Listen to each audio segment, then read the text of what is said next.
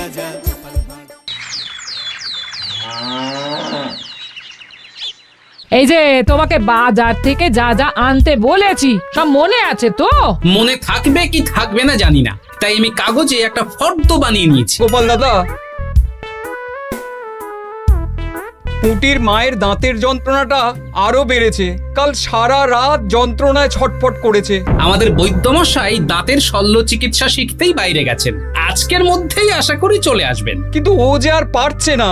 শোনো, তুমি একটা তুলোর মধ্যে লবঙ্গ তেল দিয়ে পুটির মায়ের যে দাঁতে ব্যথা হচ্ছে তার গোড়ায় রাখো। বৈদ্যমশাই এলে আমি তোমাদের বাড়িতে যেতে বলছি। আচ্ছা গোপাল দাদা। যাই, বাজার থেকে চটপট ঘুরে আসি, এরপর আবার রাজসভায় যেতে হবে।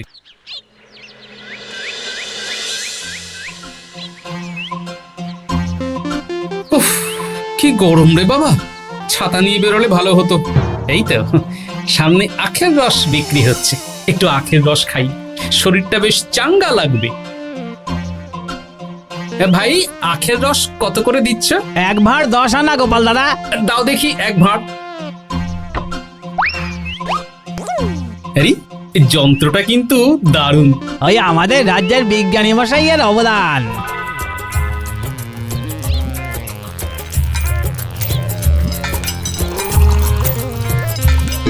এই নাও গোপাল দাদা।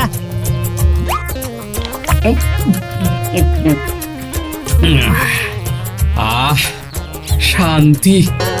এই নাও ভাই, তোমার 10 আনা।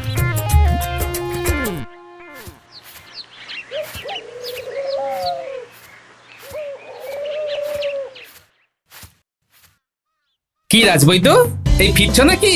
হ্যাঁ, এতদিন আমি দাঁতের চিকিৎসার ব্যাপারে তেমন কিছুই জানতাম না, এবার সব শিখে এসেছি। ভালোই করেছো, তুমি একেবারে প্রথম রোগীকে দেখে তারপর রাজসভায় এসো। প্রথম রোগী? পুটির মা গো, কালকে সারা রাত যন্ত্রণায় ঘুমোতে পারেনি। আরে আর বলো না, কদিন আগেই পুঁটির মাকে নিয়ে পুঁটির বাবা আমাদের বাড়িতে এসেছিল। দেখলাম ওই বাড়ির দাঁতে বিস্তর সমস্যা। সেই জন্যে দাঁতের শল্য চিকিৎসা শিখতে চলে গেলে? ঠিক তাই, আমি ব্যথা কমার পথ্য দিয়ে এসেছিলাম। দেখি এবার দাঁতটা তুলেই দিতে হবে। তাহলে তুমিও পুটিদের বাড়িতে যাও, আমি বাড়িতে থলে রেখে আসছি। আজ না হয় দুজনে একটু দেরি করেই রাজসভায় যাব। বেশ বেশ।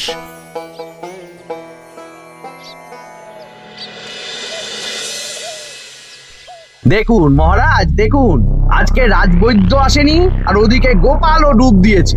এই আনন্দে আমাদেরও ছুটি দিয়ে দিন মহারাজ। কি আনন্দে? এই গরমে বাড়ি বসে একটু আমপানার শরবত খাবো আর ঘুমবো। রাজ্যের সেনাপতি যদি বিশ্রামের কথা বলি, তাহলে আমার আর কিছুই বলার নেই।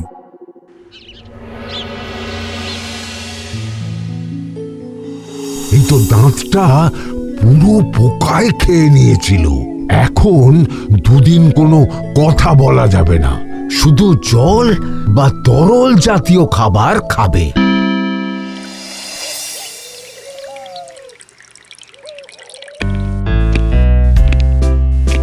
ওই তো গোপাল আর রাজবৈদ্য দুজনে একসাথে রাজসভায় ঢুকছে।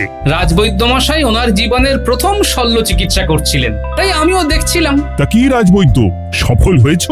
হ্যাঁ মহারাজ, পুঁটির মায়ের একটা মাড়ির দাঁত পোকায় খেয়ে নিয়েছিল, সেটাই তুলে দিলাম। ভালোই হলো, আমাদের রাজ্যে কোনো দাঁত তোলার বৈদ্য বা চিকিৎসক ছিল না। এখন তুমি সাধারণ রোগ ব্যাধি নিরাময়ের সাথে সাথে দাঁতের চিকিৎসাও করবে। কিন্তু মহারাজ, একটা যে সমস্যা আছে। আবার কি সমস্যা? আমি যে দাঁতের শল্য চিকিৎসা করি, এটা তো আর রাজ্যবাসী জানে না, তাই কতজন আর আমার কাছে আসবে সে নিয়ে আমার সন্দেহ আছে। মানে তুমি চাইছো যাতে তোমার কাছে বেশ কিছু রোগী তাড়াতাড়ি আসুক, যাতে তুমি অনুশীলনও করতে পারো, তাই তো? একদম ঠিক ধরেছেন মহারাজ, কাজ না করলে হাত পাকাবো কি করে? তাহলে ঢেড়া পিটিয়ে বলে দিলেই তো হয়। এতে তেমন ভালো কাজ হবে বলে মনে হয় না। তা তুমি কি বলতে চাইছো গোপাল? প্রচার হবে, কিন্তু একটু অন্যভাবে। কিভাবে? আজ বিকেলে আমি রাজবৈদ্যর হয়ে প্রচার করব, শুনে নেবেন। বেশ, শুনুন শুনুন, আমাদের কৃষ্ণনগরের রাজবৈদ্য এখন দাঁতের শল্য চিকিৎসাও করছেন। যারা যারা আমাদের রাজবৈদ্যের কাছে দাঁত তোলাবেন, তাদের দাঁত তোলার পরে দুদিন কোনো শত্রু থাকবে না। চিকিৎসার সময় সকাল 7টা থেকে সকাল 10টা পর্যন্ত।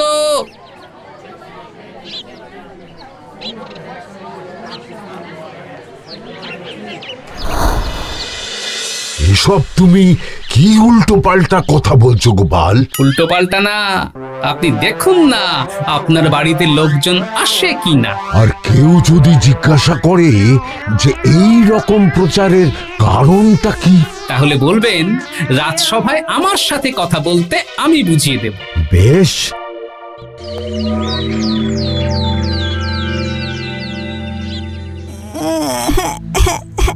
তোকে বারবার বলি এত মিষ্টি গুড় কাঠি খাস না। কি করব বাবা, কি ব্যথা।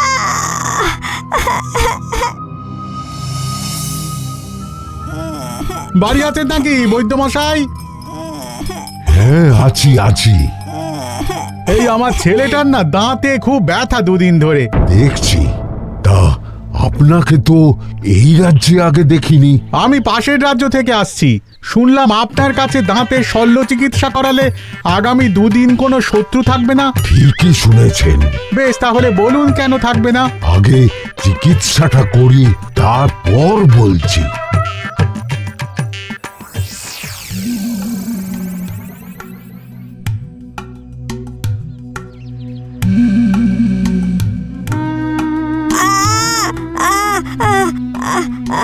আর চিন্তা নেই, এখন দুদিন কোনো কথা বলা যাবে না। এবার তো বলুন আমার ছেলের আগামী দুদিন কোনো শত্রু থাকবে না কেন?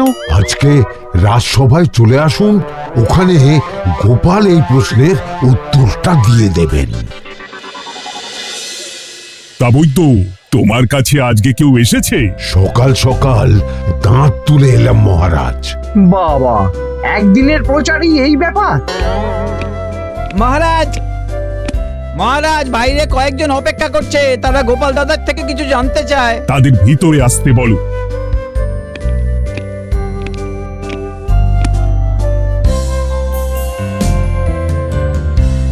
আজ আমার ছেলে বৈদ্যমশাইয়ের কাছে একটা দাঁত তুলিয়েছে। আমি জানতে চাই প্রচার অনুযায়ী আমার ছেলের নাকি আগামী দুদিন কোনো শত্রু থাকবে না, সেটা কেন বলা হয়েছে? বলতে পারি, কিন্তু কথা দিতে হবে। এই কারণটা বাইরে আর কাউকে বলা যাবে না। বেশ, বলবো না। বাংলায় একটা প্রবাদ আছে, বোবার শত্রু নেই। মানুষ সাধারণত কথার বিনিময়ে মতবিরোধ, বিবাদ বা শত্রুতা করে। যে ব্যক্তি কথা বলতে পারে না, তাই তার সঙ্গে কথা বলে মতবিরোধ হওয়ার কোনো সুযোগই নেই। মানে যার যার দাঁত তোলা হবে, তারা তো আগামী দুদিন কথা বলতে পারবে না। আর কথা না বললে কোনো বিবাদ হওয়ার ব্যাপার নেই। আর বিবাদ না হলে কারো সাথে শত্রুতাও হবে না। কি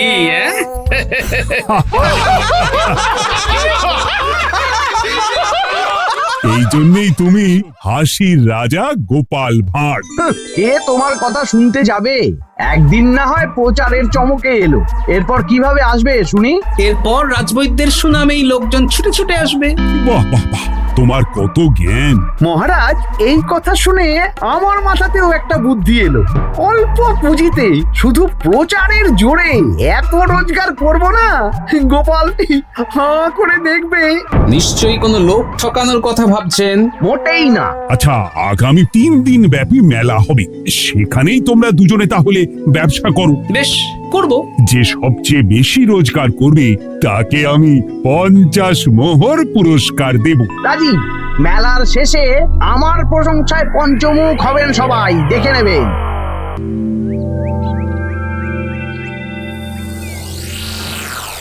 খুব তো বড় মুখ করে বলে এলেন যে ব্যবসা করবেন মেলার মাঠে। তা আপনি কি ব্যবসা করবেন শুনি? ভাগ্য পরীক্ষার দোকান দেব। মানে? মানে আমি বিভিন্ন মেলায় দেখেছি যে একটা দোকানে নিচের দিকে হেলানো অবস্থায় একটা পাতলা কাঠের পাটাতন থাকে। সেই পাটাতনের উপরে 1 থেকে 6 অবধি সংখ্যা লেখা থাকে, তাই তো? হ্যাঁ, যারা মেলায় ভাগ্য পরীক্ষা করতে আসবে তাদের ফাঁপা লোহার 6টা বল দেয়া হবে। যদি ওই 6টা বলই 6 নম্বর লেখা খোপের মধ্যে ঢোকাতে পারে তাহলে প্রথম পুরস্কার পাবে। আমিও ওটারই দোকান দেব, কিন্তু শুধুমাত্র একটাই পুরস্কার থাকবে। 6টা বল 6 নম্বর খোপের মধ্যে ফেলে কেউ যদি 36 করতে পারে তাহলে সে পাবে 100 মোহর উপহার। আরে খেলার জন্য কত মোহর লাগবে? 1 মোহর। আপনি কিন্তু জেনে বুঝে বিপদ ডেকে আনছেন। একজন কেউ ফেলে দিলেই আপনার হাত থেকে 100 মোহর ফসকে যাবে। আরে মেলার ভিড়ে যদি আপনি পুরস্কার না দেন তাহলে জনতার একটা মারও ফসকাবে না। আরে সেই জন্যই তো তোদের পোষা। তোদের মধ্যে যে কোনো একজন ওই কাঠের পাটাতনের নিচে লুকিয়ে থাকবি। যখনই দেখবো কেউ 36 করে ফেলছে আমি গলা ঠাকরাবো আর তোরা কাঠের পাটাতনটা হালকা করে নিচ থেকে নাড়িয়ে দিবি। এটা তো দারুণ বুদ্ধি। কি বলছো গোপাল, তুমি আখের রসের দোকান দেবে? হ্যাঁ, এই গরমে আখের রসের বেশ চাহিদা। তোমার বানানো ওই যন্ত্রের চাকা ঘোরাবো আর আমার ভাগ্যের চাকা ঘুরবে। সে ঠিক আছে, আমার কয়েকটা যন্ত্র বানানোই আছে। তুমি না হয় মেলায় ব্যবহার করো 3 দিন। ব্যাস, আর চিন্তা নেই। এবার শুধু জমিয়ে আখের রস বিক্রি করব, সাথে বিভিন্ন মশলা, বরফ আর পাতিলেবুর রস দেব।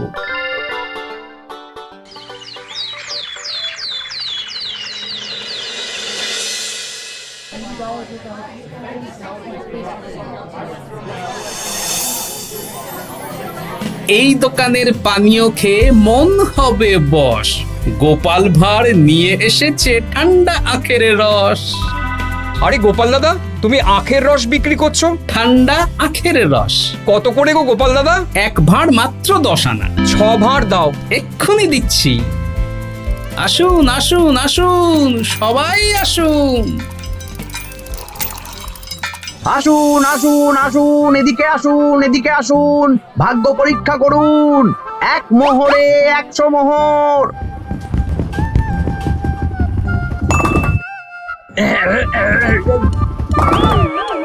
ভাগ্য পরীক্ষা করুন। মন্ত্রী মশাই বলেন কি 1 মোহরে 100?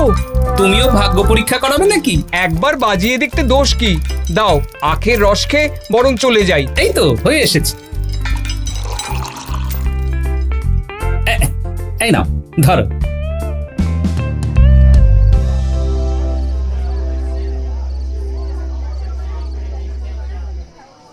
কি মন্ত্রী, ব্যবসা কেমন চলছে?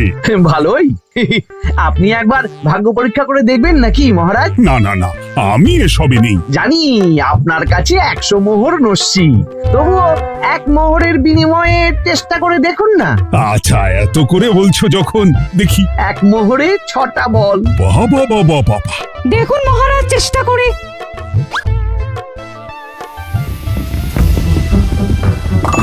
এই তো একটা 6 পড়েছে। আবার চেষ্টা করুন। জয় মা জয় মা। আবার 6। সাবাস। দেখুন হয়ে যেতে পারে, আর তো মাত্র 4টে বাকি। দেখি তৃতীয়টা। আরে পাস, আবার 6। নিন, খেলুন। এই যা, হলো না। আরেকবার প্রথম থেকে চেষ্টা করবেন নাকি মহারাজ?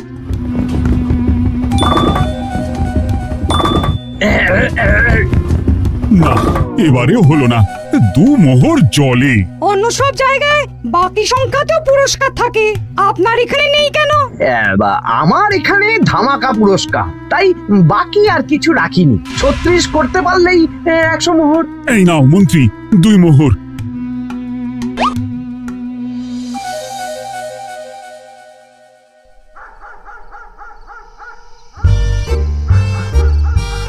কি মন্ত্রী মশাই, আর তো মেলায় লোকজন নেই, বাড়ি যাবেন না?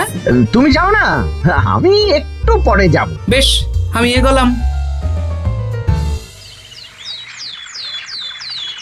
গোপাল আর মন্ত্রী, তোমাদের কার কেমন রোজগার হয়েছে একদিনে? মহারাজ, কালকে আমার 7 মোহর 20 আনা রোজগার হয়েছে। আমার 70 মোহর, কিন্তু খরচ কিছুই হয়নি, কারণ কেউ 36 করতে পারেনি মহারাজ। বাহ বাহ বাহ, আমি তো বলেছিলাম আমি যখন ব্যবসা করব গোপাল আমার ধারে কাছে দাঁড়াতে পারবে না। বেশ, এখনো তো আজ আর কাল দুদিন মেলার বাকি আছে। দুদিনেও আমার দুটো কানা করিও খরচ হবে না, শুধুই রোজগার। গোপাল যতই প্রচার করুক আর যতই ভালো আখের রস বানাক না কেন, আমার ব্যবসাকে টপকাতে পারবে না। ঠিক আছে, আজকে আমি একবার ভাগ্য পরীক্ষা করে দেখবো। আমার দোকানে সুস্বাগতম। নাও সেনাপতি, চেষ্টা করে দেখো। দিন বল। আমিও সেনাপতির খেল দেখতে এলাম। প্রথম বল, এই যে গড়িয়ে গড়িয়ে গড়িয়ে 6 নম্বর। সাব্বাস সেনাপতি। আবার 6, তৃতীয়, চতুর্থ, পঞ্চম। আরেকটা ফেলতে হবে। নাও সেনাপতি, ষষ্ঠ বল। এই যা, হলো না। এটা কি হলো? আবার চেষ্টা করো তো সেনাপতি। হ্যাঁ, 3টে হয়ে গেছে, এবার 4 নম্বর। এই যা, 4 নম্বরে চলে গেল। ধুর চাই। ব্যাপারটা কি? মন্ত্রী মশাই গলা খুসখুস করার পরের বলটাই পরপর দুবার অন্য ঘরে পড়ল। নিশ্চয়ই কোনো রহস্য আছে। না, আজকে রাতে ব্যাপারটা দেখতে হবে।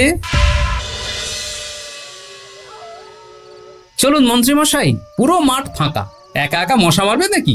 আমি পরে যাব, তুমি যাও তো। বেশ। ব্যাপারটা কি? আমাকে তো নজর রাখতে হচ্ছে। না, একটা গাছের পিছনে লুকিয়ে পড়ি, মন্ত্রী মশাই গেলে ওনার পিছু নেব।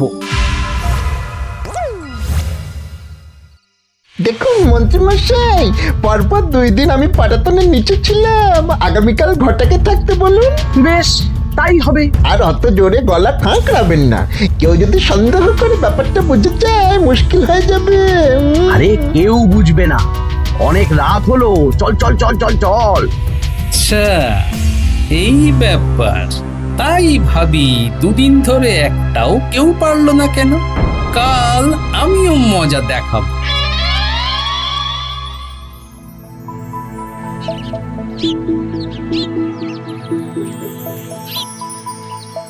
বাবা চলে এসেছেন দেখছি। এত চাহিদা না আমার এই ভাগ্য পরীক্ষার, তাই আগে আগে চলে এসেছি। মন্ত্রীমশাই, আপনাকে মহারাজ এক্ষুনি ডাকছেন। এখন কেন? সে তো জানি না, চলুন।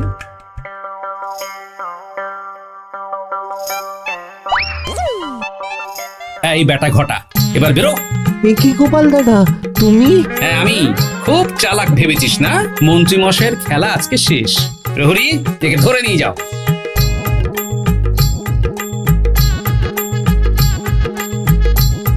বিজ্ঞানী, তুমি তোমার চুম্বক নিয়ে এসেছো তো? হ্যাঁ, এবার 6 নম্বরের নিচে একটা টান টান করে সমান রেখা টানতে হবে, আগা থেকে গোড়া অবধি। তুমি তো সব সকালে বুঝিয়েই দিয়েছো, দাঁড়াও দাগটা টেনে নি। একদম 6 নম্বর খোপ অবধি যাচ্ছে, সেই অনুযায়ী টান টান করে দাগ টানো। টানছি, তুমি বাইরে নজর রাখো। নজর রাখছি। কাজ হয়ে গেছে, তুমি একবার অনুশীলন করে দেখে নাও। হ্যাঁ দেখছি। শুরু করো। শুরু করছি।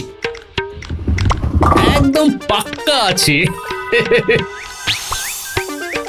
দূর, কেউ ডাকেনি, অকারণে সময় নষ্ট করলো। কতগুলো খদ্দের ফিরে গেছে কে জানে। কি হলো মন? কি, তুমি খেলবে? হ্যাঁ, ভাগ্য পরীক্ষা করতে দোষ কোথায়? ওই তো বেশ কয়েকজন সভাসদেরা আসছেন, সবার সামনেই খেলবো। তাহলে শুরু করি। হ্যাঁ, শুরু করো। এই বল যা, 6 নম্বরে যা। আরে বাস, গোপালের ফেলাপল তো গড়ালো না, সোজা 6 নম্বরে চলে গেল। এই দেখুন, আবার যাবে। বলকে আমি বলবো, বল কথা শুনবে। এই বল যা তো, 6 নম্বরে যা। আবার 6, আবার 6। আবার 6। কি, এটা কি হচ্ছে? যা বল, এটাও 6 নম্বরে যা। আবার 6, 100 মোহর। হ্যাঁ, এটা কি করে হলো? দিন মন্ত্রী মশাই, 100 মোহর দিন। ইয়ে, না মানে মন্ত্রী, দাও বলছি। আমি আবার খেলবো। ছয়। আবার 6। আবার 100 মোহর। আর নেই। এই ঘটা, আর কি করছিসটা কি? ঘটা নেই মন্ত্রীমশাই, আমি আছি। আর আছে আমার চুম্বক। মানে মানে তোমার কারসাজি ধরা পড়ে গেছে মন্ত্রী। গোপাল আমাদের সব বলেছে। আপনি যেমন ছলনা করে ভাগ্য পরীক্ষার ব্যবসা করছিলেন, তেমনি গোপালও ছলনা করে আপনার ব্যবসা উল্টে দিল। তাহলে শেষমেশ কে জিতলো? হাসির রাজা, জ্ঞানীর রাজা, রসিক রাজা গোপাল ভাঁড়। লোকের ভাগ্য পরীক্ষা করছিলাম আর আমারই দুর্ভাগ্য নেমে এলো।